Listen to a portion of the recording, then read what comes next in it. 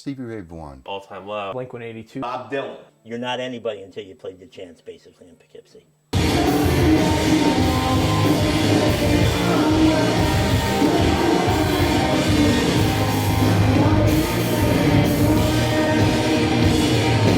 The actual land itself is some kind of consecrated space. It was like walking into another world, another dimension for the first time.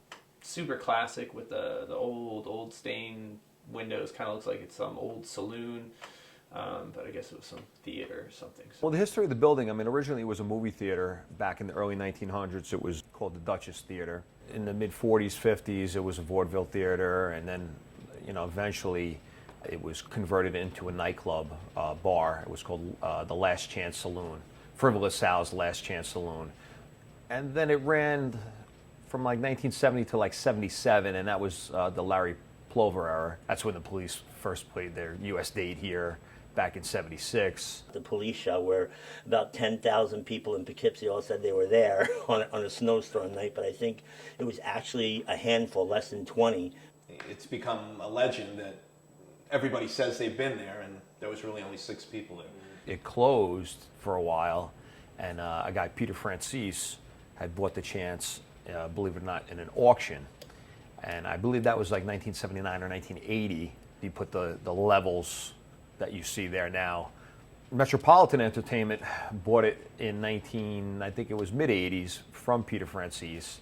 And they had a lot to do with putting the Chance on the map and making it what it is today. They're the ones that booked, certain bands like Bon Jovi. I love Bon Jovi, and they were there when they were big on the New Jersey tour. It's when they were too big for their britches, and then they decided to get back to the old school. They took a van around the United States, and they played there, and I forgot what name they played under, but they played actually after the Stray Cats played. They played under an assumed name, and a lot of people left the show, but then they came out. It was a killer show to be there.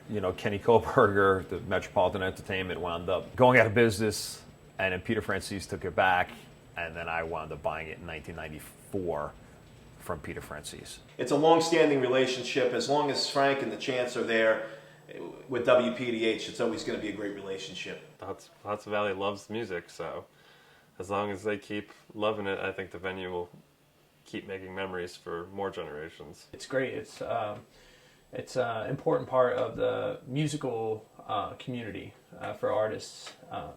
Just the stage alone is killer. The sound system is killer. It's a space where good times have been the norm for over 100 years.